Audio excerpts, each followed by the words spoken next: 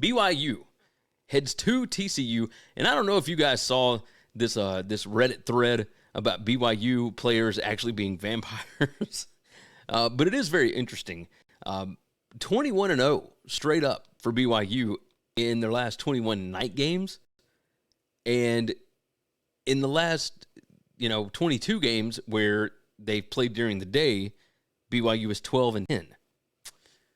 This one is a 2:30 p.m. Central Time kick on ESPN. So, even though TCU is, down to third-string quarterback, basically, they're still favored in the game by 6. TCU looked putrid. Absolutely putrid. I don't know.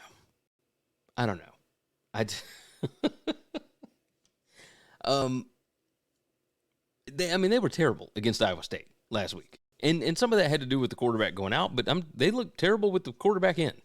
So, so yes, BYU, TCU, let's pull these numbers up. My apologies. Full season, I've got BYU by 7. Over the last 4 weeks, I've got BYU by 10. Okay? And it's tough to get to that point when you see that BYU is number 111 in PPA margin and TCU is number 40, right? The TCU defense numbers look okay, whatever. BYU is incredibly explosive, number 5 in offensive explosiveness. They are number 46 in defensive explosiveness, so they do not allow big plays, and they do create them really well. They're number 9 in net explosiveness. TCU is number 60. Defense, pretty good at preventing big plays, especially passing the ball. But you see these rushing numbers? I mean, it's mind-blowing that you could be that bad running the ball. Number 133 in rushing success rate in the last 4 weeks for BYU, and yet they are number 2 in rushing explosiveness. So,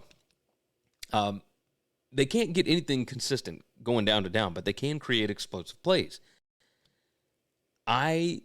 This line stinks. It absolutely stinks. There's no reason why TCU should be favored by 6 points here, unless, and you see, my gosh, penalties per game, turnover margin, 5 factors. When you bring in talent, these teams are pretty even though the efficiency numbers are not great for BYU. And yet TCU is favored by 6, even with the third-string quarterback. Something stinks to me. So I'm going to take TCU. I have no reasoning for it whatsoever. There's not a single number that I can point to that really makes me think, with a third-string quarterback, that TCU should be able to beat BYU by a touchdown. And yet, that is the way that I'm going to go, because I cannot figure this line out. Derek jumped in. I had TCU last week. I had no idea that they were down to their third-string quarterback and got burned. Well, they weren't down to it yet until, Morris got hurt in that game and whatnot. They just looked terrible against Iowa State. Again, there's no reason they should be favored by 6 points here. This is wild. But I'm still going to take TCU because I think this thing stinks. Thanks for listening to Winning Cures Everything. Make sure and follow me on Twitter @GaryWCE. If you want to toss in a question, you can email me, Gary@winningcureseverything.com.